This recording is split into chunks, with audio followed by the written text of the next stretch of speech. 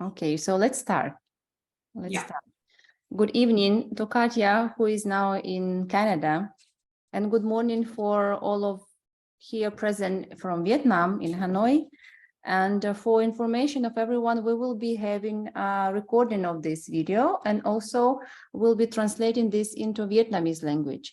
So for people interested, worldwide, English version will be available, I think, on Pilates for You method and on Pilates House Hanoi, a YouTube channel. And then also, it will take a few days for sure, but just it will be there. And we'll officially begin our small Pilates talk about Joseph Pilates, how his burial place were found and was found by my dear teacher, Katya. And I would like to introduce Katya too. And Katya, be patient. I know you're a humble person to read all about your achievements. Maybe not. Yeah, a little bit. Okay, so here is Katya Smirnova, who has brought Pilates into Ukraine. How many years? I think more than 15 or many years ago. So Pilates was not known, and then she contributed a lot to make it popular. And the translation of the Pilates book was done by Katya also. So we have a pleasure to read the Joseph's book in Ukrainian language too at the moment. Also, Katya is the second generation Pilates teacher, who is the recent student of, not recent, but I mean, your last master you have been working with is Lolita San Miguel, and we are both joining the same school at the moment. Katya teaching a legacy in Eastern Europe and in Kazakhstan and Moldova at the moment too, right? Maybe more, I'm not sure. At the moment, I mostly teach in Moldova because people from Europe can come there. That's the easiest way to organize the base at the moment. Okay, so we have, there are let's say half of Lolita's legacy Eastern Europe now in Moldova due to famous situation. And then what else? Of course, and Katya, author of many articles about Pilates method, about Pilates history. And I greatly appreciate her knowledge about history, which we would like today to share for wide audience. And someone is coming in. So today's topic will be about Joseph. But before we start about Joseph, I would like also to ask Katya, because everybody's story, how they joined Pilates method is a bit different. And I would like just a few words from you, how you decided to join Pilates method and what was your inspiration later to join the lineage schools. Thank you, Nadya, for introducing me. I will just correct that when I started doing Pilates in Ukraine, it was already known there in a narrow audience, but not that much as now, of course. And I'm talking about that because one of the reasons why I started to learn Pilates is that when I tried that, it was so different from what I was reading about that. So that I understand I need to learn more, because the difference on the paper and in reality was too big. So I went abroad to learn and to study, and then I brought my teachers to Ukraine, and it was a good push for the industry to grow. So I didn't have any traumas or issues with my body, except I'm hypermobile, but I was always interested in movement. And when I heard about Pilates, it sounded very attractive. So the information which I found sounded very attractive, but because I was experienced in different ways of movement, such as Bali, yoga, I could definitely feel that this is something different from other experiences I had before, and that's how I felt in love. So I was lucky not to be broken before.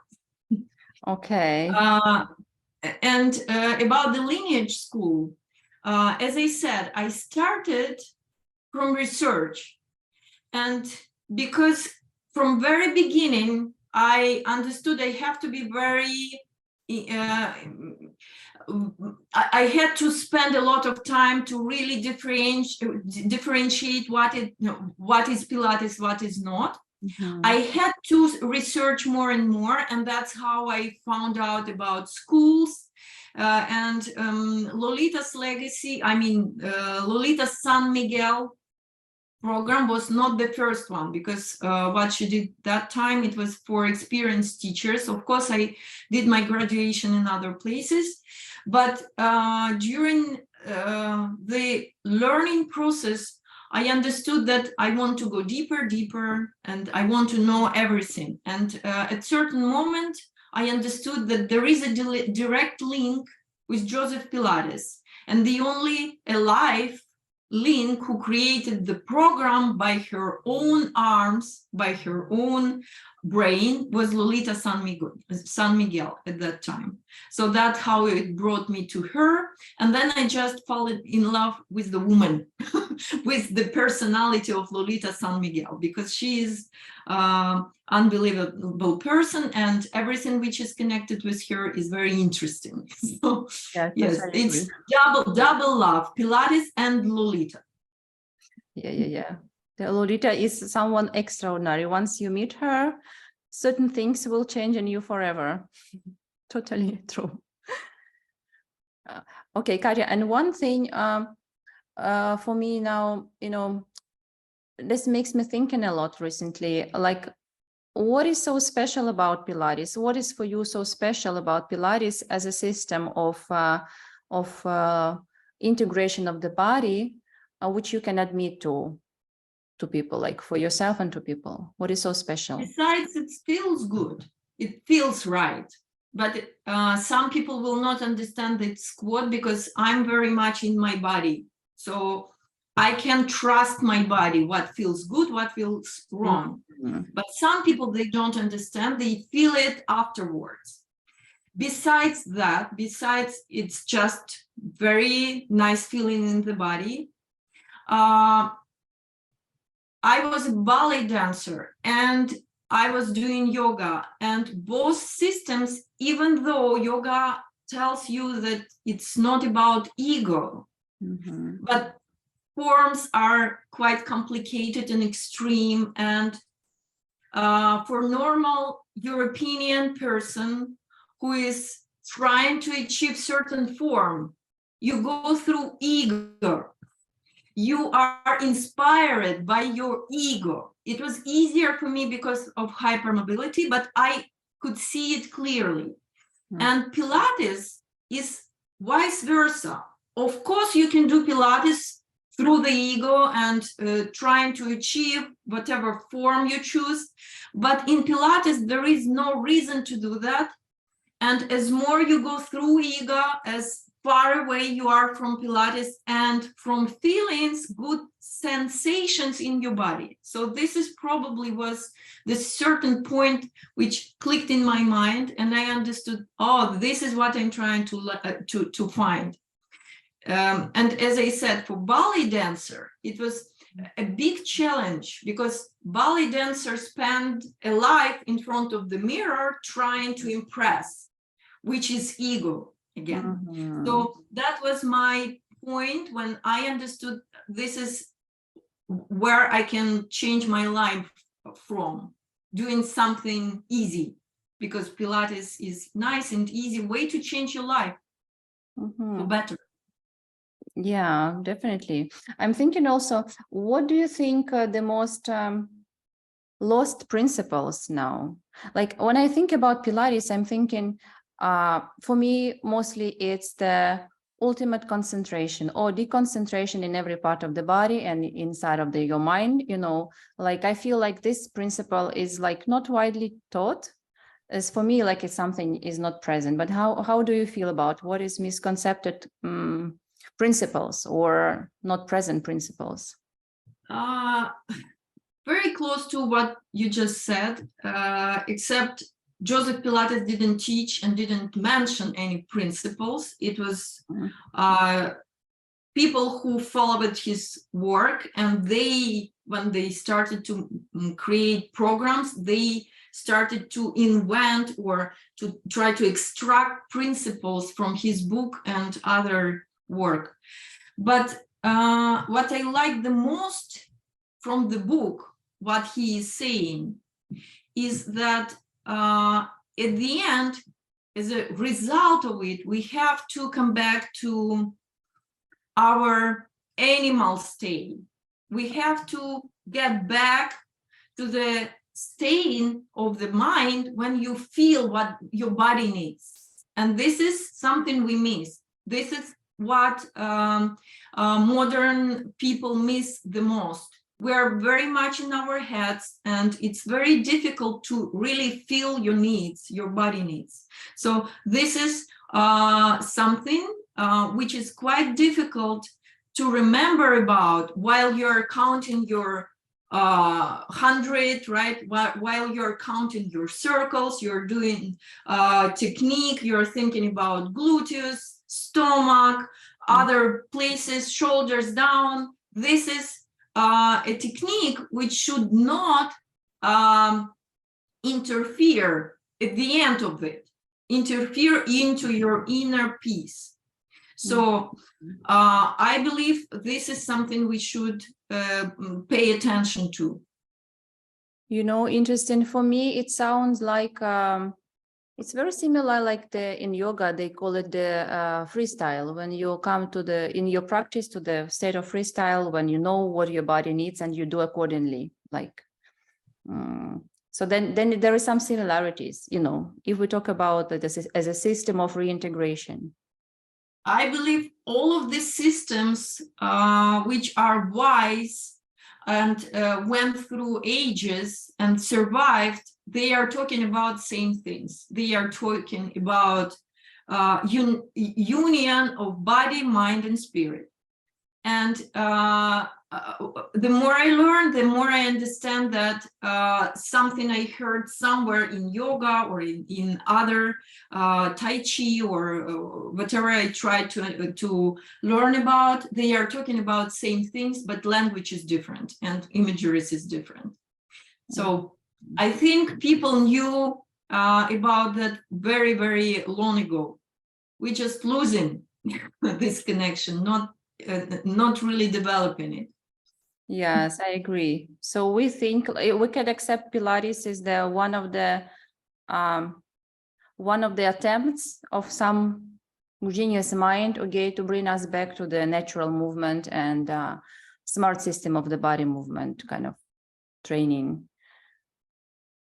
Okay. Yes, back to animal in a good sense. Yeah, good. Yeah, this is a good statement. Katya, I would like then to kind of put the line into the Joseph's burial place. But first, when I saw that you found it, I was at the time in Poland and was quite away from everything with my first baby. And I how Katya came up with this idea. You know, so everything is important in how the person state a question and then start to discover it. So how you just came to this place? I don't even know why I started to ask this question to everybody I knew, all of my international mentors and friends. I think it's just a part of culture. When we respect someone, we want to bring flowers and our good memories to the place of burial. This is where it starts.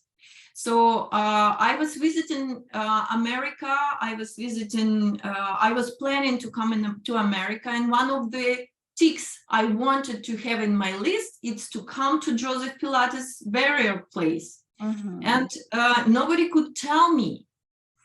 I heard a lot of stories such as his ashes was sent to the wind around the world or whatever. So stories, some people were saying they don't know, some people were imagining their own stories, but nobody really told me anything in particular. And when you cannot find the answer, it makes you interested even more. So stories were not satisfying me. That's why I continued to ask. Okay, so now you've got a question, and then what was the road towards it? Probably you'll get into this in presentation, or you have some extra information like. The presentation is just pictures. I will definitely share the screen. Shall I do it now? Yeah. And just yes. maybe they will hear us, so you can keep talking. And just, I'm really curious how it all happened, you know, how you got into New York, what was the archival research and all these things. Unique because since certain time, it's not allowed to make any pictures there. Oh, really? And it's the end of story where I start now, but they don't allow to make pictures because it's actually Masonic place, Masonic columbarium, and everything which is connected with Masons is very hidden. They don't want to make it very known. And by the way, I believe that this is the reason why not many people knew about the barrier before. It's because when Joseph Pilates died, there were only 2 or 3, I believe 2 of his Masonic brothers who took care of the barrier. And after he died, they brought his body to the church. Traditionally, the ceremony was done, and then his body was taken by those Masons. So nobody came with them. And because it was Masonic society who took care of the ashes of the body, they kept it very secretly. But is it traditional that they do it? I mean, is this like a very special signature thing, like the brothers take care of the body, or just because no one could take care of him? I'm not the expert about Masons, but from what I know, yes, this is their tradition. This is the way they do that. When Mason died, somebody of friends or relatives, they make a call or they contact Masons. Definitely not always we had phones, right? So, and Masonic society is much more ancient. Somehow they contact the society, and brothers or close people to the person who died, they take care of it. And one of the comments when Lolita seen the place, and I will tell, I told Lolita after I found them, she said that he was so humble, he lived so humble, he didn't have money for being buried in that place. You'll see on the pictures, it's very expensive and unique place. So it's obvious that he was a Mason and they took care of it. So back to the story, at certain point, I came to Lolita and I asked my question, Lolita, I'm sure you know. Now I will know, finally. Tell me where he is. And she is saying, you know what? I never thought about that. I don't know, because I was away from the country. So Lolita was not around when he died. She was in Puerto Rico.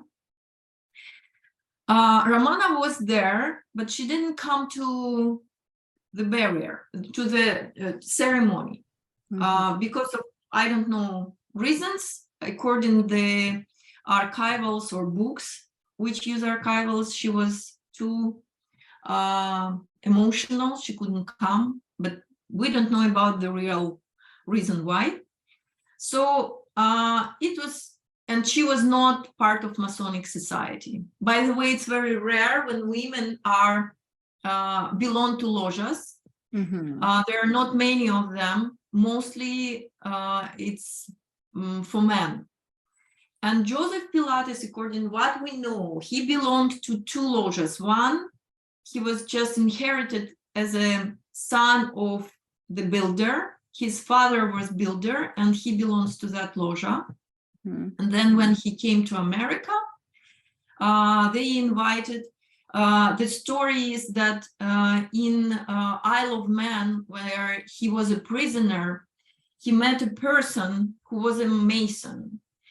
And this person's son lived in America. And Joseph Pilates went to America to that son of the person who he met in Isle of Man.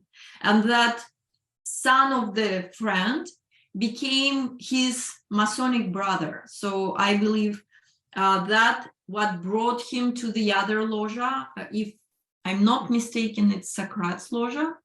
As I said, I'm not an expert in this topic because it's quite complicated, a lot of mysteries around. But we know that he belonged to two lojas. And it was, they have some kind of levels of lojas. And that loja was higher, closer to the source of information, because the reason, the main idea of Masonic lojas in society, depending on the loja, you have an access to certain knowledge. So that was important for him. And I believe this is something for Joy, I mean, and I believe this is something which could make an influence on what he was doing. So after I understood that Lolita doesn't know, I had a conversation with Mary Bowen. She didn't tell me anything, but at a certain point, she invited me to dinner, me and my husband to dinner with John Steele, and probably you all heard his name.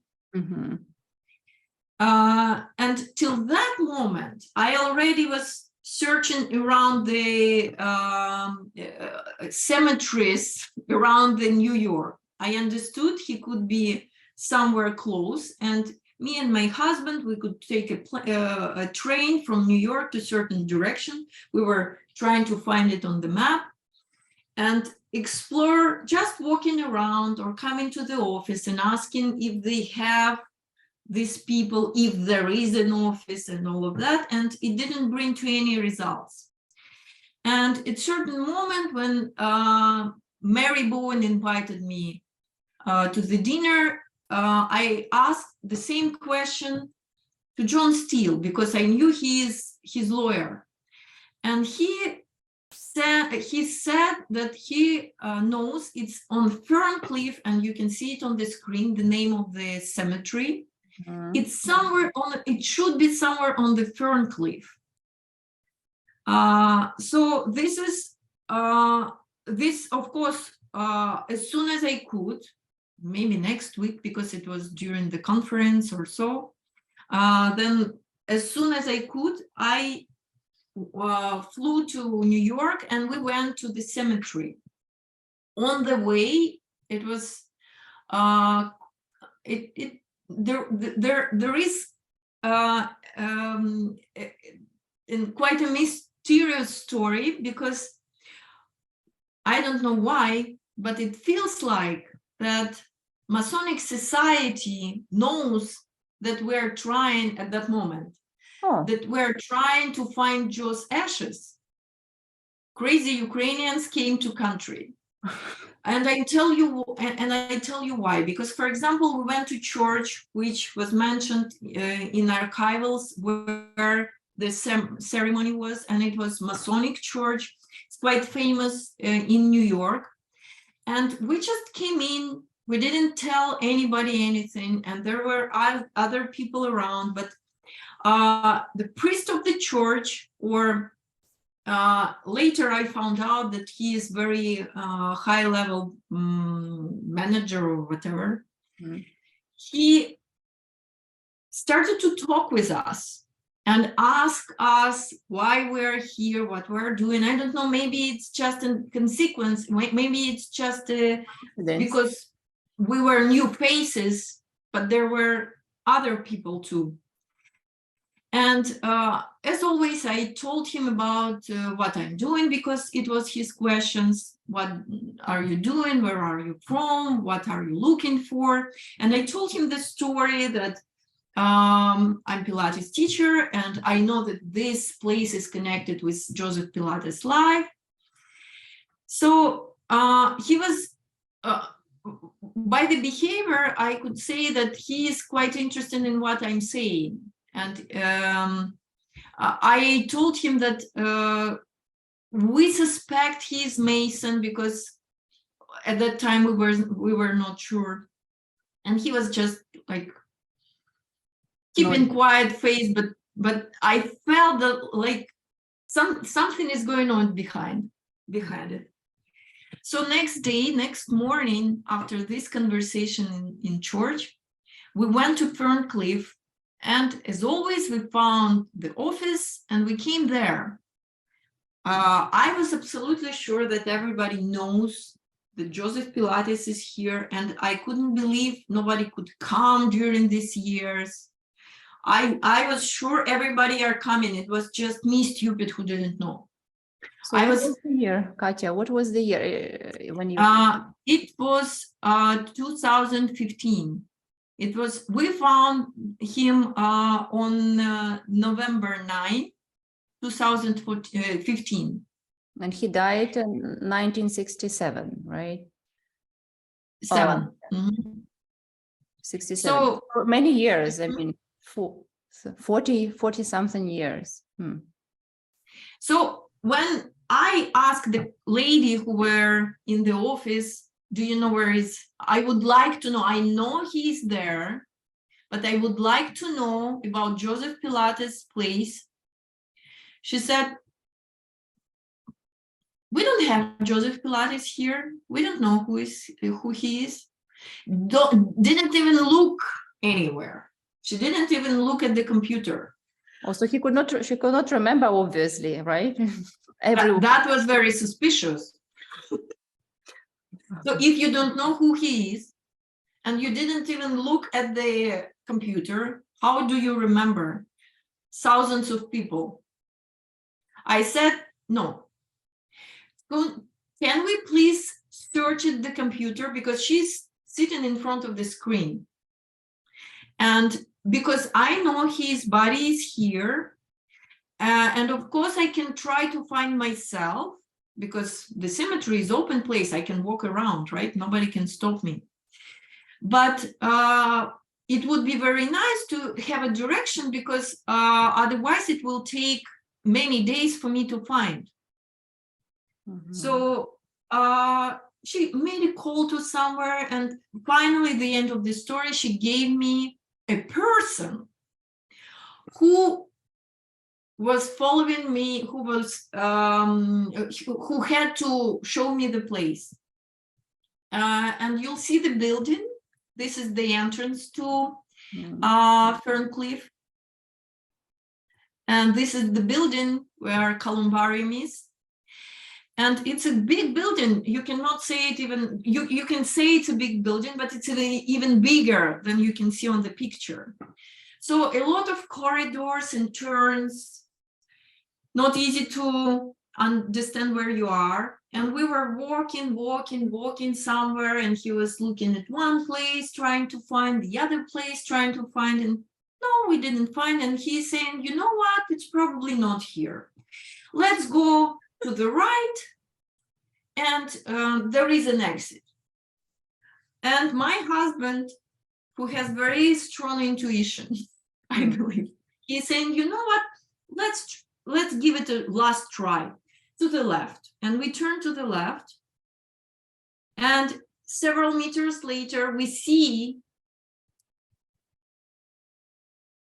this Okay. and 2 urnas. So about Clara, nothing was known. So she was a mess there.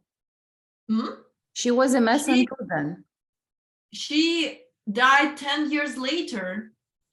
And as you can see, both urnas are exactly the same.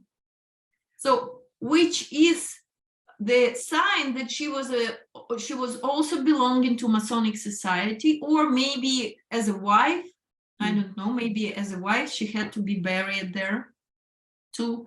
But it's obvious that these 2 people, somehow it was planned to have 2 urnas there. Yeah, because it's it's organized as like space and everything. Yeah, it's very, very expensive and luxury place. Doesn't really change anything after you die, but anyways. So this is the building where it is. And those are corridors. And here you can see different types of barriers. Not everybody are cremated. Not everybody are in urnas. Okay. And this is how it happened. So yes, they tried to hide it.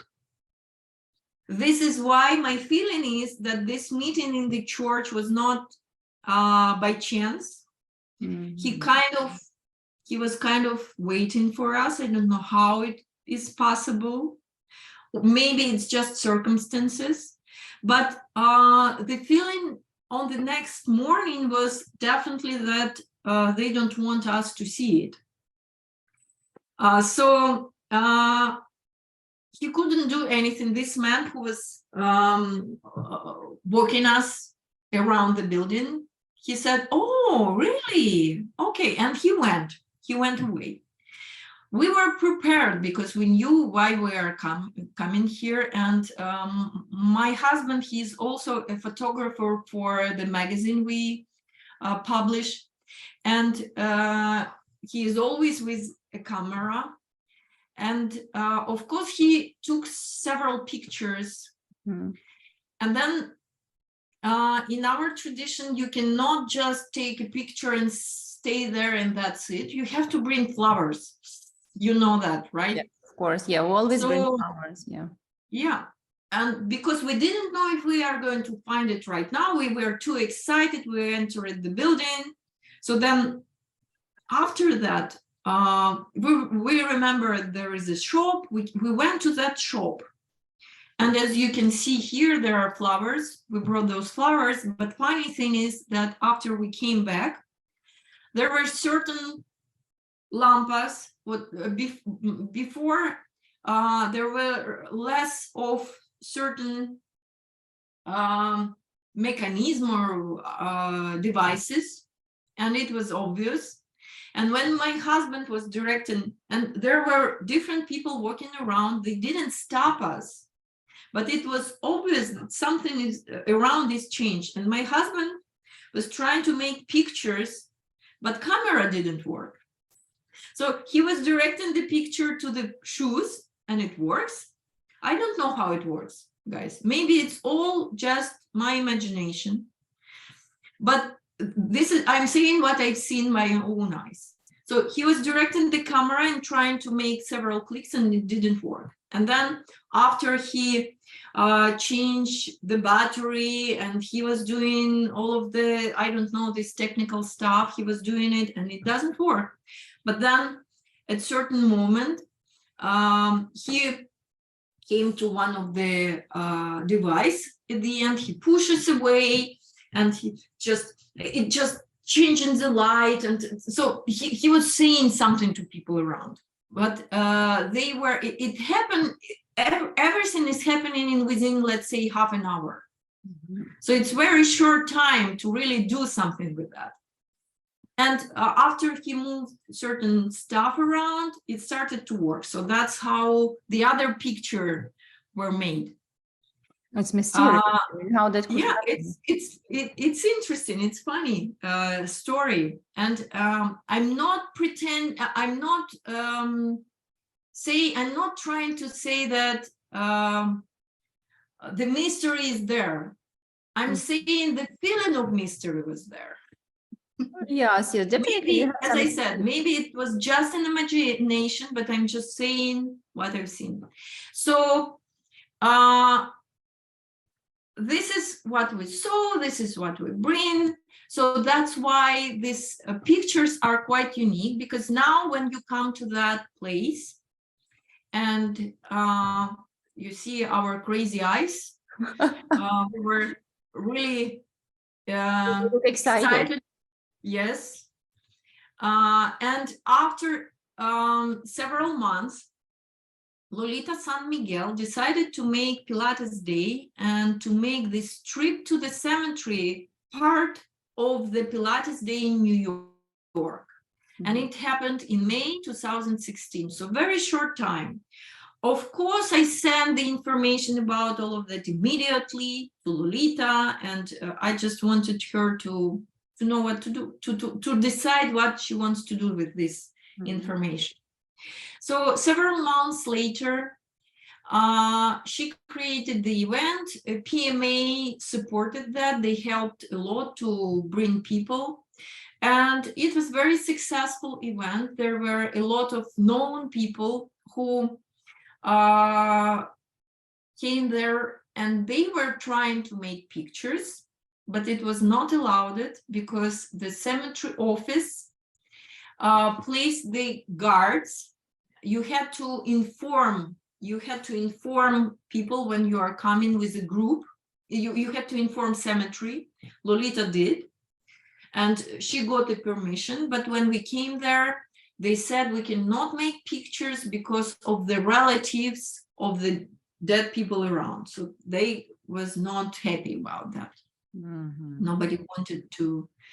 I don't know why. So now if you come there, making pictures is forbidden. So that's why we're so lucky. We have at least pictures. Yes, this is why I'm saying those pictures are quite unique, because we made them unexpectedly. Unexpectedly for them. And during this ceremony, during this Pilates Day in New York, which Lolita organized, you can see the chapel in the columbarium.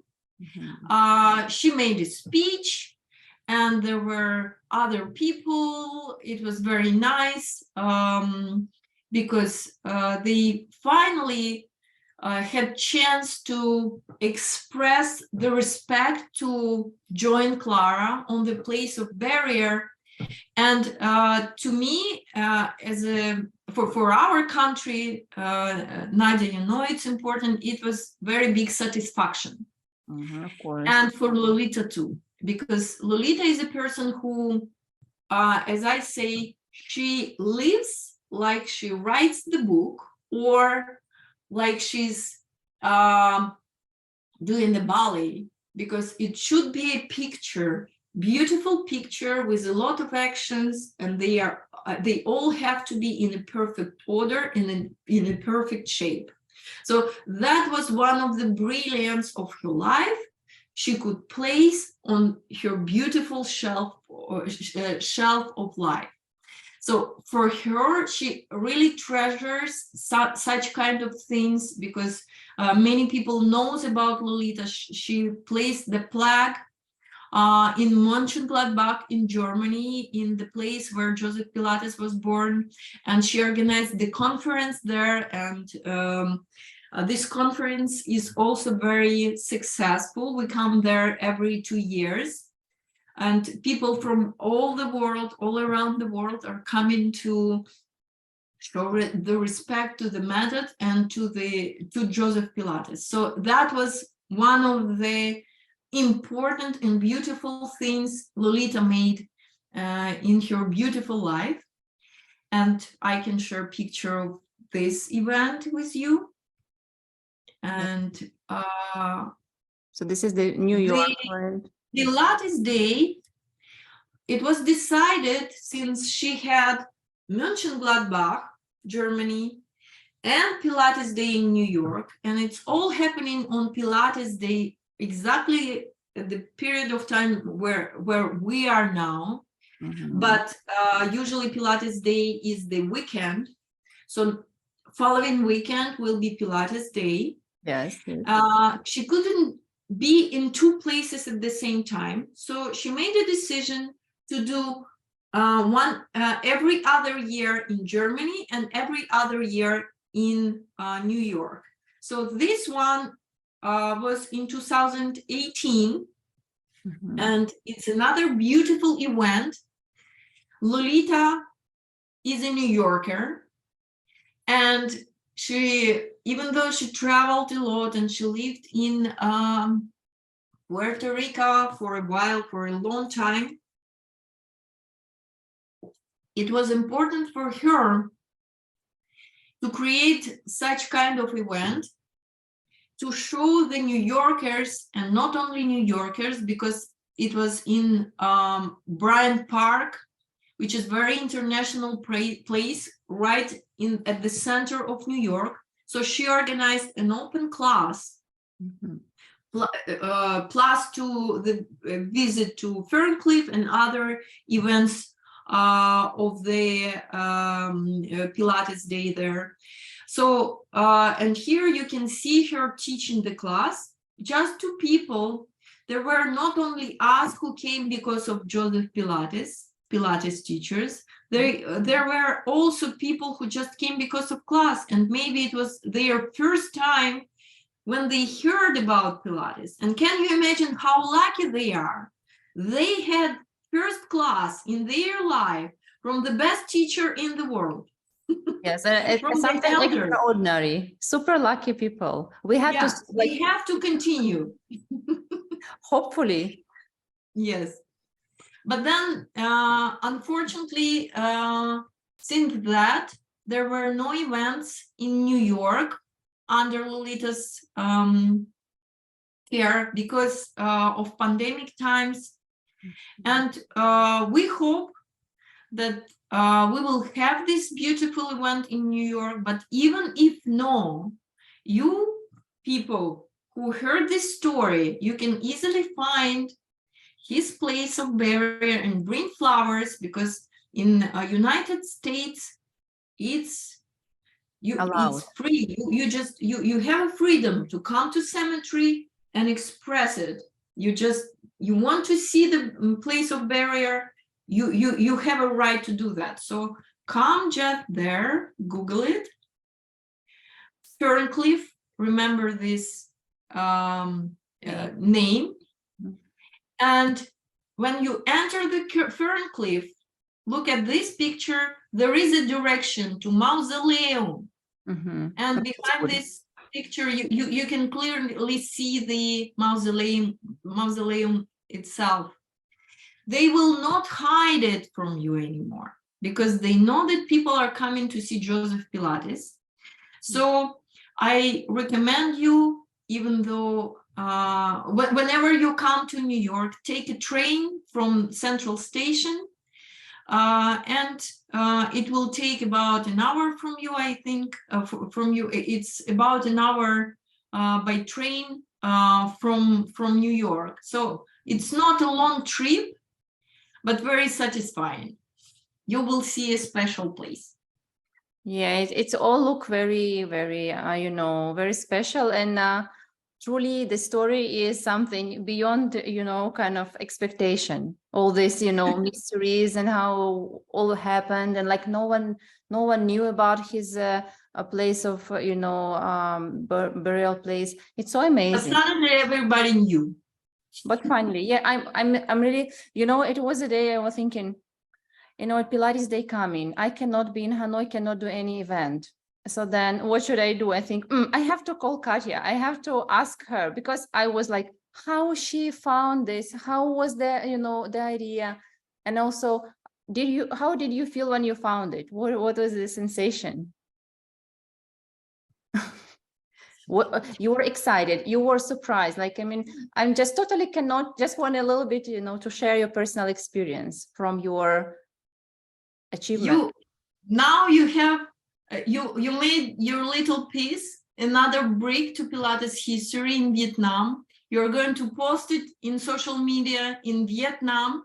So people from Vietnam will know where to go. Yeah. I think it's a good present from you to your community for Pilates Day. Yeah. Oh, I'm so excited. I know we have this story now recorded also. We'll keep it so, you know, it will be available to more people around us, not only Vietnamese for the translation, but also for other who may not know. Because if you put on Google, you cannot, I think there was information where, but I'm not sure, to be honest. I have to check it again. Maybe people entered the information into Google now. I don't know. Maybe it's already in the Google, but when I was trying to find where he is, it was not possible in Google, at least in Google. Yeah. Good. So now it will be available on YouTube for sure. And on social media, we will do our best to make it. And here a dear picture of Katya and me when we went to this conference in Mönchengladbach. So the next will be next year. Yes, I hope to see you there, or even earlier in Kiev, because we are waiting for our victory, right? We're waiting for victory. Yes, we're waiting for victory of Ukraine and hopefully to meet in Ukraine. Very yes.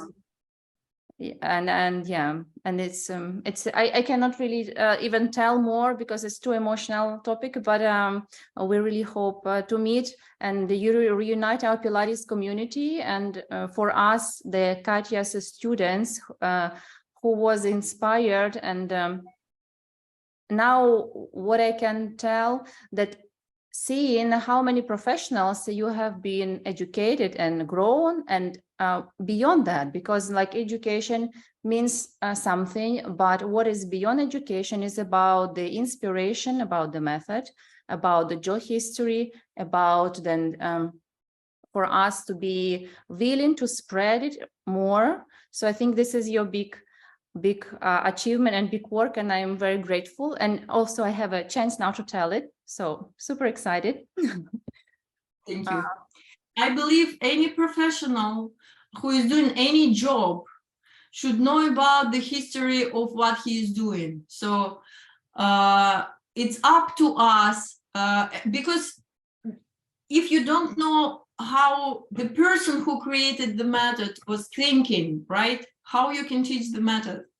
At least we have to know about circumstances of his life, because his life was very difficult, and it was very much like nowadays, because he went through 2 world wars and pandemic, and now we are in the world. Look what's happening. We just went through pandemic, and now war is happening, and it's huge and very massive.